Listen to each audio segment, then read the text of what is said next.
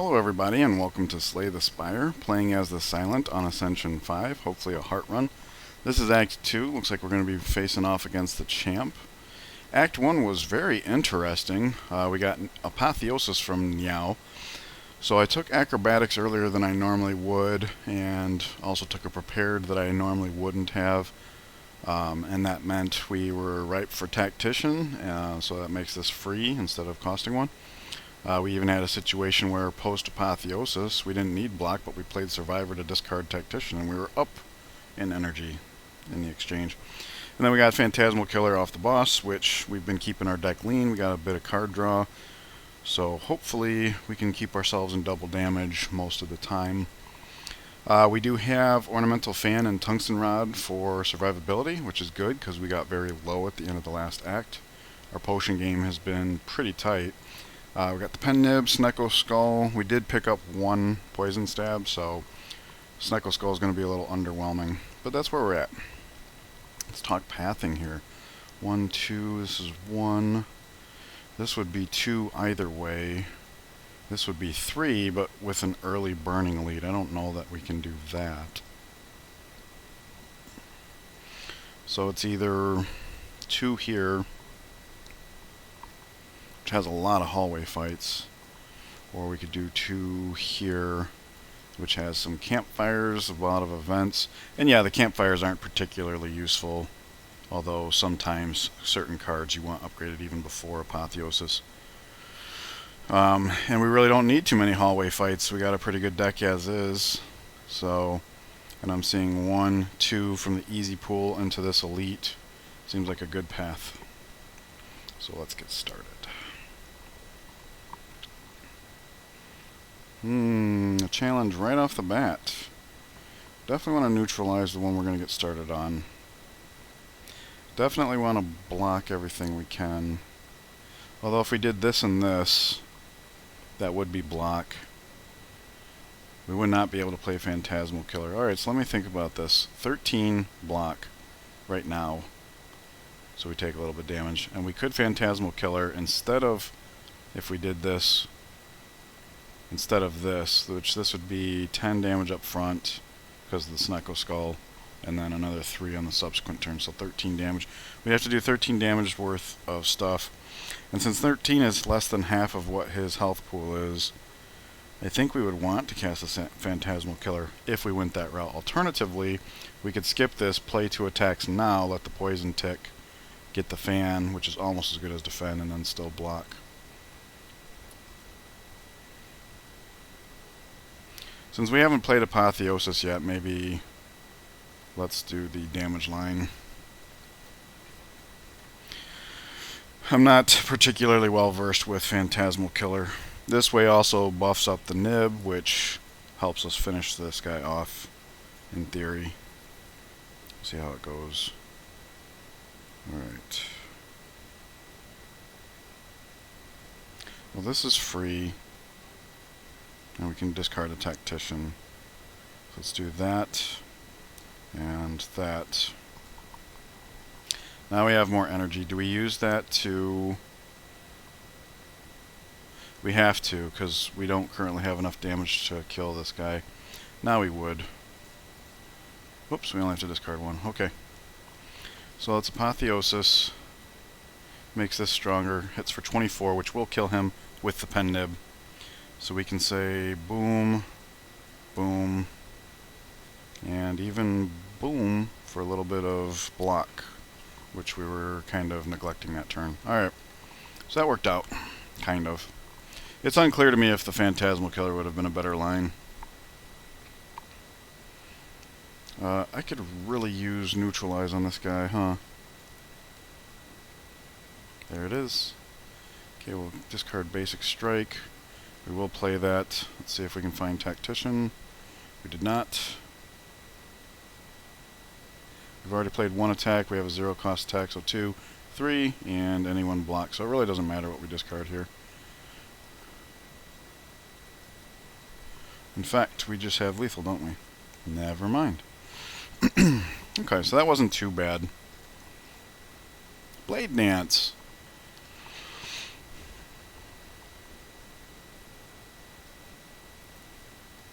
Blade Dance plays with both of these very well. Sneaky Strike Plus is interesting. I think it would be too cumbersome. I have played with it to some effect before. In fact, I remember a deck where I had like 3 of them and I was able to chain them together. But the Blade Dance is too good here. We can fly through our deck and hit it multiple times. I think we leave this, right? Necronomicon is of no use to us, but the curse would be devastating. And the other 2 books, while they do tend to add interesting things, we need to keep the deck lean. So I'll leave to avoid the risk of Necronomicon.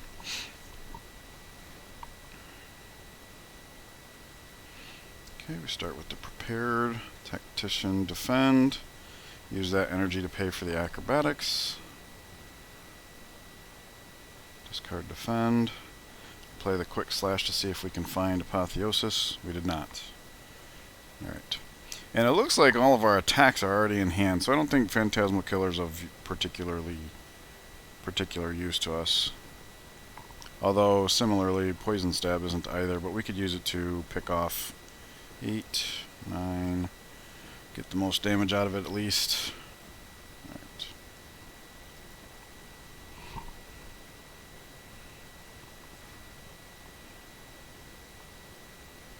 There's Apotheosis. Sadly, the weakness does nothing, but thankfully Survivor is full block, so we can continue killing this guy.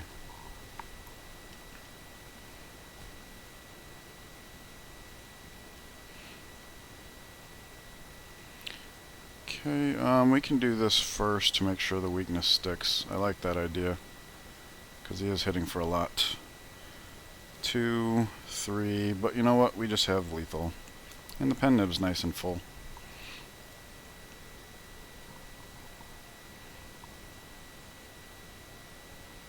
Again, I don't think...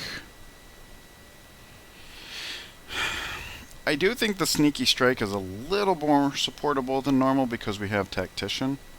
Because that's the biggest problem, is when you find it, if you can't pay the upfront cost, then its utility is wasted, and therefore you just have 1 extra card in your deck. So I think I want to skip that. It's a tough call. I could see it happening. I'm kind of leaning toward... Oh! This is extremely good. So in this game there are some events that require you to do things from one act to the next, and this is one of them. If we hadn't acquired this in Act 1, this would not even be an option to us, but this is an amazing relic to have. We don't get the extra gold anymore, I don't think, but we do get 5 HP basically every fight. And in terms of those thieves, we would have gotten 10 because the stolen gold is gaining gold and then the other is gold. So that's really good. That completes our survivability package very well, I think. And since we're on Ascension 5, we don't heal to full between acts. Alright. So this is good on Ironclad. This would not be as good for us since we took this as our boss relic, because we have 1 fewer card in the beginning. And also, we might have innate cards at some point, although with Backstab, obviously this works very good. Point being is I don't think we really have a need for this. If we could get the Clockwork Souvenir, maybe, but maybe transform 2 cards is the best option here. Go strike, strike. A second Tactician, Crippling Cloud. Well, we know the Tactician's working somewhat, so a second one might be excessive, but it's not like we chose it. And then Crippling Cloud gives us another form of weak, which is nice. It does exhaust, which is nice. And of course it plays with the Snecko Skull, so I guess it could have been worse. We'll have to play with it and see how it goes. Here, the extra week's probably going to be really great. Alright, so let's definitely Apotheosis first, because that makes this free, and then it makes our block cards really, really good. So 8 and 11, 19 total.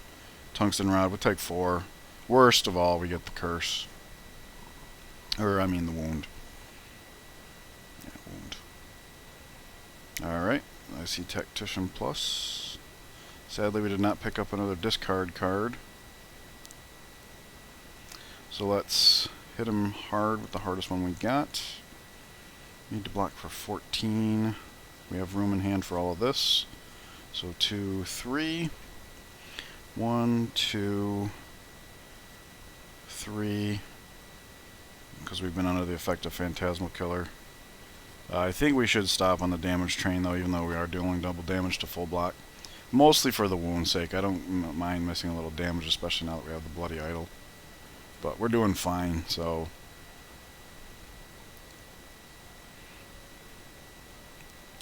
Now we're not doing so fine. Alright, this is free.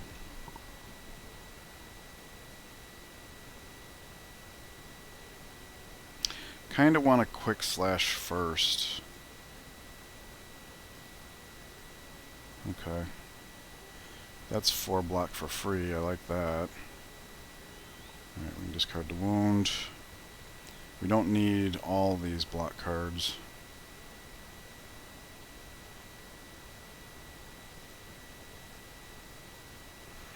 Alright, so we need to come up with 11 block, which this does.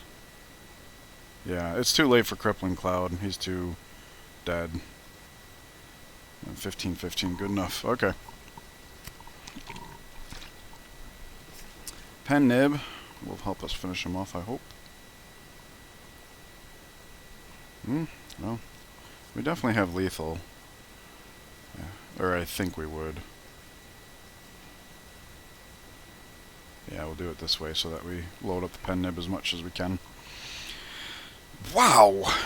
Gremlin Horn is really good. Ghost in a Jar is really good. Our potion game this run has been amazing. Calculated Gamble. Wow! This is like the best book of stabbing ever. Yes, yes, yes. That adds to our draw. It adds to our discard after the pickup of the second Tactician. Nutty. And look at this. We have a campfire. We can upgrade it right away so it doesn't exhaust. Perfect. What a great fight reward screen that was. Let's see here. Shop's not coming for a while. Oh, okay. It's innate, so that will reduce our chance of finding Apotheosis, but it doesn't actively harm us. We have a good amount of draw and discard. So I'll take the risk. And we paid off. And I'm glad, too, because getting that curse for this thing would not have been worthwhile. Yeah, not a big fan of that relic. Paper Crane goes very well with the Crippling Cloud. Yeah, we've been keeping a lean deck. Ideally, we want to be playing Neutralize as frequently as possible anyways. Yikes, this is an interesting hand. Let us neutralize here. Ideally, we want to kill this. Normally, I'm okay with like trying to work on this guy first so we avoid the vulnerability, but with the Gremlin Horn, he's an easy target.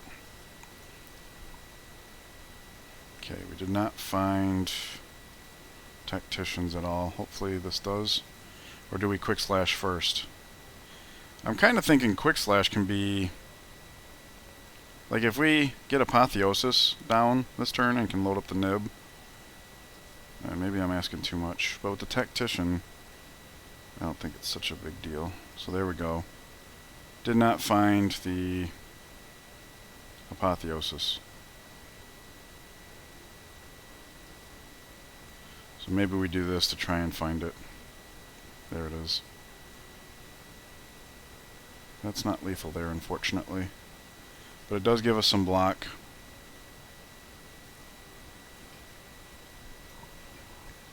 Alright, so that was just awkward in general.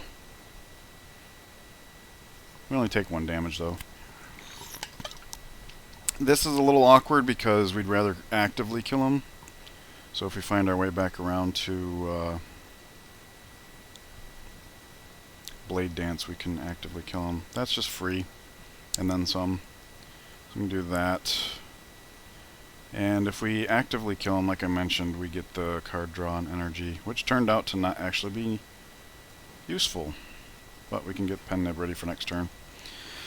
Okay, so this fight's been a little awkward, but As long as we can full block through the vulnerability. Yeah, piece of cake.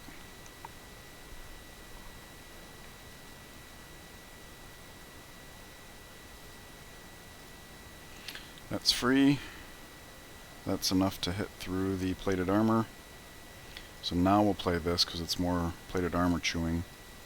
Bing, bing, bing, bing. That.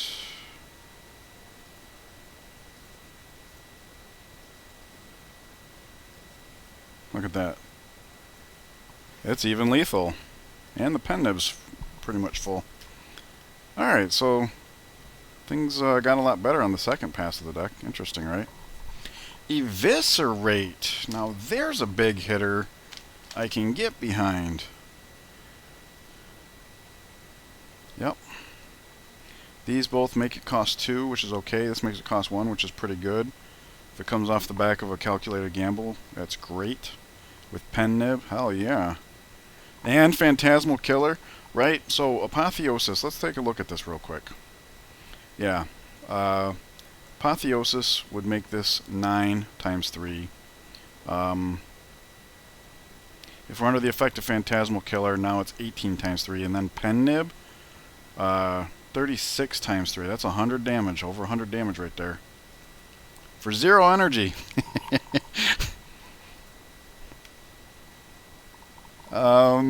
Phantasmal Killer makes it 0. That card's too good, the double damage. Like if we can fly through our deck and cast it frequently, that's just way too good not to have to wait on Apotheosis. C, for reference. Alright, so definitely play this. We'll play this. This is our hardest hitter anyways, so we'll do that. This says armor, boom, boom, armor, and that's the best we can do. So we're going to take some damage, but we're healing as we go, so. And this is a great fight for the Gremlin Horn. 2 wounds. After we kill him, we might have to go after this guy. Yikes. Alright. We didn't necessarily need that to kill him, but we get this at least. No discard here. That's unfortunate. So we can block for 16, which is full block. I guess we do that. Crippling Cloud would have moved us forward a little bit, but I just realized the Calculated Gamble kind of likes the wounds, so at least there's that. Turning a negative into a positive. Alright, let's do this.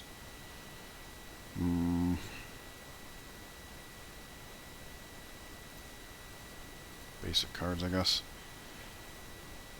Do this. Hopefully we bring one of the Tacticians back. We did not. But Eviscerate is free now.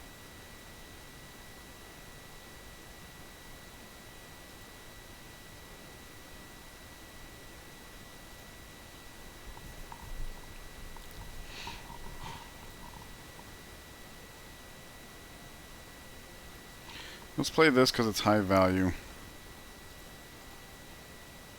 And I'm thinking about Calculated Gamble here because the worst thing that could happen is we just get another defend. All right. Neutralize? Nope. Okay. Alright, so we take a little more damage here because of that Calculated Gamble. It was a gamble. I thought it was calculated, but apparently not. We gotta get this guy dead. Alright, so Nib is coming up to, and that's enough to kill him. Thank goodness. And oh yeah, I forgot about that, so this will give us even more block. Not full? No problem. It is now. No more wounds. We got plenty as it was. But again, the Calculated Gamble kind of likes it, so there's that. And we do have quite a bit of discard, don't we? This is excessive, but funny, so I'm going to do it anyways. Look at that. What are we going to do with all that energy?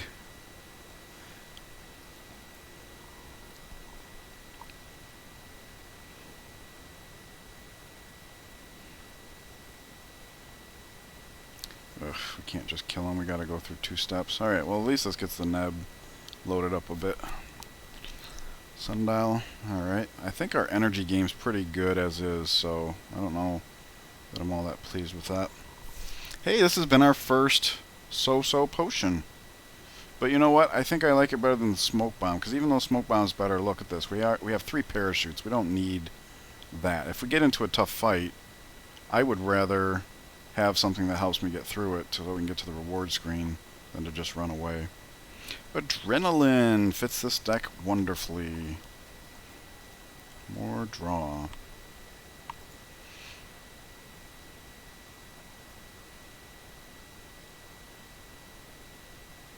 Very tempted to do the blade dance, but I'll tell you what, since Crippling Cloud exhausts,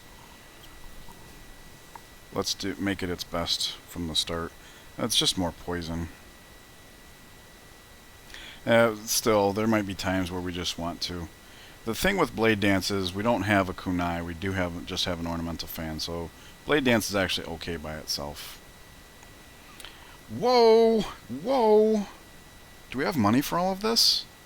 I want this to strip away artifact, and it plays nicely with the Sneckle Skull. We definitely want this. Let's card remove a strike. And acrobatics number 2. I don't think infinite blades makes a lot of sense here, even though we have these. Yeah, look at this. And we still have money to spare.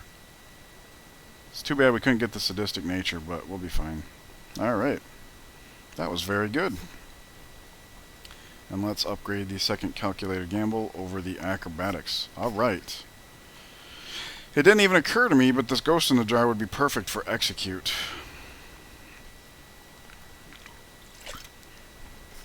Dang. Alright, well we can do this. We can do this, and now calculated gamble gives us extra energy. Probably too much. Not so much, now that we have this. Don't need the defend. This is free, I'm just going to play it. Don't need the defense. And look at that, we can actually get the Crippling Cloud off this turn. Nice. And it didn't come at any sacrifice of superior lines. So we weren't just playing it to play it. Very nice. Adrenaline draws. Tactician. Okay.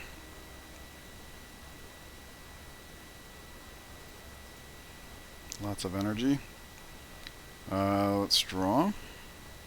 Wait, can we pen nib this turn? That's free. This has effect. We have room now for this. So let's get that pen nib loaded up. Doesn't look like it. Alright, so we'll just go ahead and draw the card now. Tactician. We can actually play that. Although we don't need to. It's still fun. We can say, hey, look at all this block we can summon in one turn. We need calipers. Or blur. Blur. That would be a good addition to the deck. With all the flying through the deck. Maybe we could just like make all of our... Eviscerate would be a fantastic pen nib use. So let's go ahead and do this.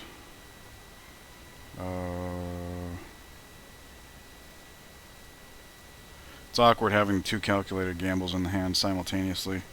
In fact, it just occurred to me that maybe I should have held onto that block card. Hey, this is good.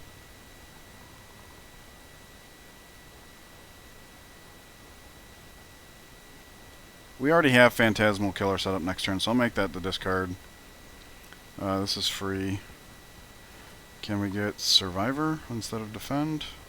It doesn't matter. That doesn't matter. Alright, so we're just going to block what we can here.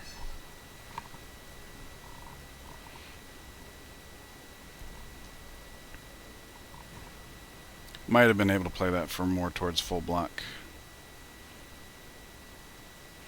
Alright, that's free. Perhaps we draw before the acrobatics to extend our reach further in the deck. Increase. Yeah, look at that. We wouldn't have gotten Tactician if we hadn't. Very good. Alright, so that's free. That comes with effect. This is just lots of... Should have done that differently. I suppose we can do this. Ooh, is this just lethal? Kind of. Let's see if we can do some more with the nib. Nope. Okay. So he's just dead before he could even execute. I'd say this deck's doing very well. Bye-bye, champ. We already have an Adrenaline, and we have lots of zero-cost cards, so I love the after image here. And even though this upgraded will displace Apotheosis and doesn't play so well with this, I think that would be good anyways, because we have a lot of cards we can play per turn. Oh boy, oh boy, oh boy. Oh boy, oh boy, oh boy, oh boy, oh boy. So obviously not the Velvet Choker. We're playing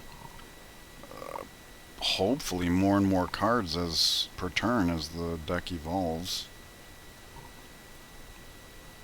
Yeah, very infrequently is this an okay pick. Maybe on like Ironclad early on. Anyways, I was oh boy, oh boy, oh boying because these two, with what we're currently doing, I could see both of them being very good. People say this is one of the best ones ever. I had a bad experience of it with it, but I was newer to the game, and I was playing Silent. I had cards like Blade Dance and Cloak and Dagger, so you can understand why. On the other hand, the calculated gambles would be more valuable if our hand was bigger, which the Pyramid does provide for. However, the Acrobatics and the Adrenaline, I mean, we haven't really been having too much problem. It does seem to be that once we play the calculated gambles, when we start running out of steam, but we got all these other stuff going on ahead of that. Meanwhile, this would just flat out make the deck trimmer in the absolute.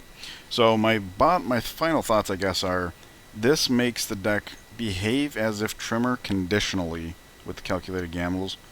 Maybe we get like an extra card or two every time we cast one of these, but not if we cast them both in the same turn, obviously. So that's kind of conditional. And this would just make the deck flat out trimmer.